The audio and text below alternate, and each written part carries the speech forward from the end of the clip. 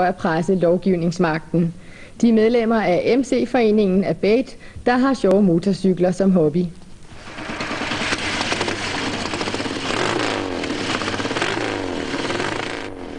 Rockere vil nogen straks tænke, men de to herrer her på de ældre motorcykler er blot entusiastiske fans af hjemmebyggede personlige MC'ere.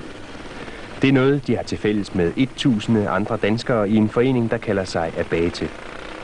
Helst ville de have haft lange forgafler og store gedebukkestyr, men den danske lovgivning forbyder de såkaldte choppere.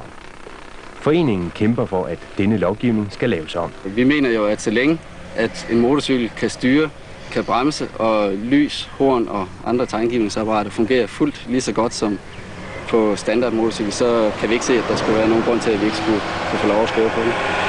De første 10 år har faktisk bare været en opstartsfase, hvor vi har haft nogle bølger op og ned, og det først faktisk er nu, at vi rigtig kan tale om et medlemsboom, og hvor vi ligesom har fået nogle folk, der arbejder lidt mere seriøst med det, hvor det i begyndelsen måske var lidt for meget fest og for lidt seriøst arbejde. Nu arbejder vi med en rapport til Justitsministeriet, der skal fortælle lidt om, hvordan vi kunne tænke os, at loven skulle ændres, og også hvor vi har blandt andet i samarbejde med Københavns Universitet har lavet en undersøgelse om uheldsstatistik for henholdsvis ombyggede og standardmaskiner. Og den viser klart, hvad lignende undersøgelser fra Sverige og Norge også gør, at det ikke betyder noget, hvis en motorcykel er ordentligt ombygget, så er det ikke den, der betyder noget. Det er føreren, der betyder noget. Ikke? At de fleste ulykker sker ved unge, urutinerede kører, der får alt for store standardmaskiner i hænderne. Hvordan kan det være, du meldte dig ind?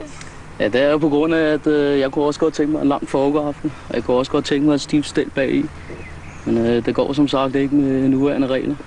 Hvor meget tid tror du bruger sådan i snit på at gå og pusle med din maskine? Og der går lang tid, den er 30 år gammel.